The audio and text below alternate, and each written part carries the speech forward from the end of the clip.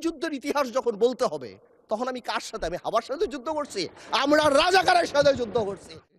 একটু আগে আমাদের আমাদের স্বরাষ্ট্রমন্ত্রী সাহেব উনি বলে গেল জাতি বিভক্ত করা যাবে না।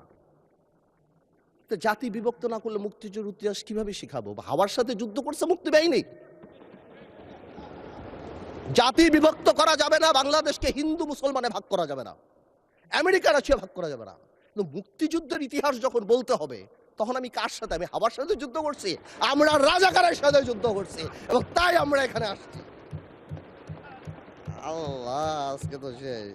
এইবার বলতে চাই, এই তো অনেক কথাটা তো বললাম, আমি মনে করি এখন আমরা আমরা এটাকে চেঞ্জ করবো কিভাবে? How first we need to change the political culture. We have seen that our honourable prime minister started that. Political gesture change করতে হবে। আপনাদের বাড়ি গিয়েছেন, আপনারাও করেছেন, নাহিদ সাহেবের বাড়ি গিয়েছেন। এটা রুট লেভেলে নিয়ে যেতে হবে। আমাদের গ্রামাঞ্চলে যেখানেই আমরা যাই সেখানে এই পলিটিক্যাল কালচার নিয়ে যেতে হবে। Second, foundation of politics. জেনারেশনকে আমরা যে যার মতো ইতিহাস শিখিয়েছি, এই একটা জায়গায় আমাদের আসতে হবে। আমাদের সরোয়ার্দী সাহেব থেকে আরম্ভ করে, ভাসানী সাহেব থেকে আরম্ভ করে, শেরেবাংলা একে ফৌজক সাহেব থেকে আরম্ভ করে বীর শ্রেষ্ঠ, যেটা আমরা অলরেডি দেখতে পাচ্ছি, and thanks to the prime minister, because আমরা সব জায়গায় দেখতে পাচ্ছি এই রেকগনিশনগুলি জেনুইনলি সামনের দিকে নিয়ে যেতে হবে। আনফর্চুনেটলি আজকে আমরা আমাদের ইয়াং জেনারেশনরা, আপনি জিজ্ঞেস করেন কয়জন 7টা বীরশ্রেষ্ঠর নাম জানে, অথচ অনেক আনইম্পর্টেন্ট লোকদের নাম জানে, অনেক আনইম্পর্টেন্ট সেলিব্রিটিদের নাম জানে। তাদেরকে রিয়েলাইজ করতে হবে এই সব লোকেরা সেলিব্রিটি না, দেশের জন্য যারা জীবন দিয়েছে, they are the true celebrity of the country.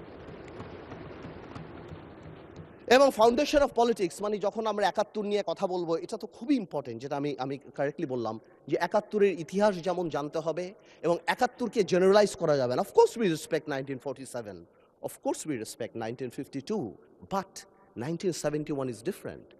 52 আমাদের অর্জন, 71 আমাদের অর্জন, আমাদের আবেগ, আমাদের গৌরব, আমাদের অস্তিত্ব। এটার সাথে কারোই করা যাবে না। I am sorry to say, 71 যখনই আসবে তখন আমার ভাইদের সেই সময়কার ভূমিকার কথা আসবে, and unfortunately they have to live with this stigma rest of the life. এটাকে আপনি সরাতে পারবেন না।